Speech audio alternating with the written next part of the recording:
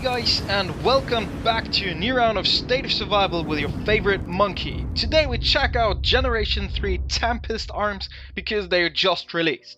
So what you need is like what we had also in the previous generation, Generation 2.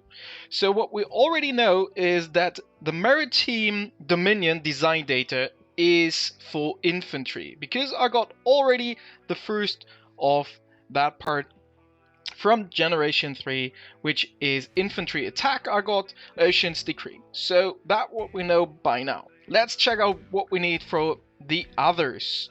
So what do we get if we add another design data, Oceanic Odyssey? So if we add that one, what do we get?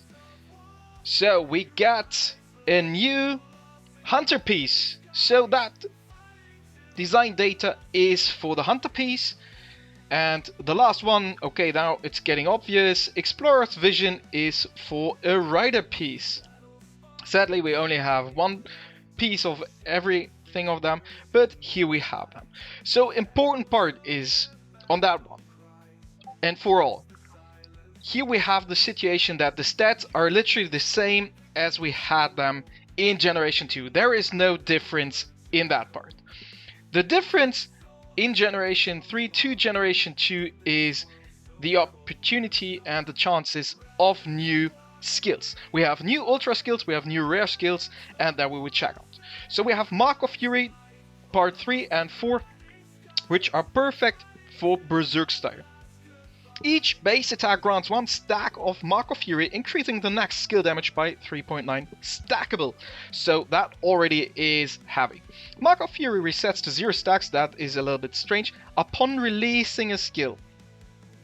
For every full base attack, skill damage is increased by 2% until the end of the battle. Now comes the part where the Berserk style hits in, because if you put them on Berserk style, you get 1% on top, so skill damage is increased by 3% instead of 1%.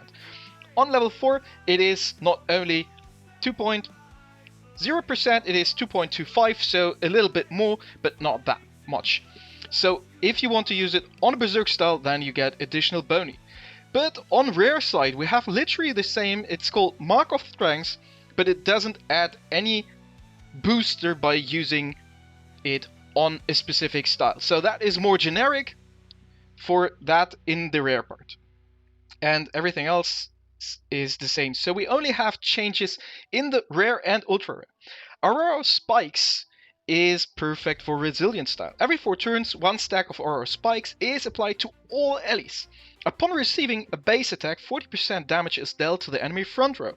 Again, we are really focusing nowadays on hitting front row. There's no bypass damage so far seeable.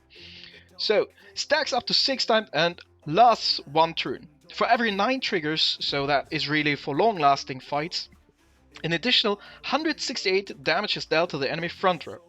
When equipped on Resilient style, aura damage is increased by 10%. That effect is not that massively. On Mark of Fury, we jump from 2% up to 3%, which is literally 50%. Here we are lower than even 5%. And we have something similar in the rare part, Aura of Thorns, which is literally without the hero special bonus, but on that part I wouldn't call it that much of a difference. Mark of Rifts is the perfect one for control style. Applies Mark of Rifts to the enemy front row. Again, we hit the front row, nothing in the back row. Every 4 times they receive skill damage. The mark is triggered, dealing 120% damage. Upon 3 triggers, the target's damage taken is increased by 12%. Stacks up to 10 times and lasts 2 turns, so Mark of Rift is pretty powerful. When equipped on a control style hero, mark damage is increased by 30%. Here again we are at 25% booster, so from 120 to 150%. We have also something in that area of that one here is called Mark of Breach. Pretty similar, just not the booster, and the booster damage is not that massive. That's because it's rare, but also not too bad because you can use it on all areas of them. And here we have the difference between 90% and 9% stacking, and here it is 126% and 12%. So that are the major difference, but also there's one more difference, because when you use it, then there is something different in the set bonus You can see it here. Right here, final damage, and once boosted, it is damage taken reduction against the opponent. So, in fact, if you use, for example, this on control style, then the effect of the counter style resilience will be reduced. So it's kind of counter the counter style. How effective and how powerful it is, we will see soon in further testing. Another important part on Generation 3 Tempest Arms is that you can reforge the stats unlimited. There is no limit shown here, for example. If you reforge that one, because on the writer piece I like that one, so we will boost that one here. So I will reforge the Hunter stat in that case.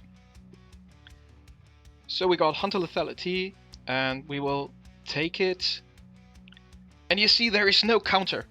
It says still reforged stat, there's no 9 of 10 or anything. So that is the important part also with Generation 3 Tempest Arms. In difference to Generation 2, you have unlimited reforge options, it just gets extremely pricey over time. That's it about Generation 3 Tempest Arms.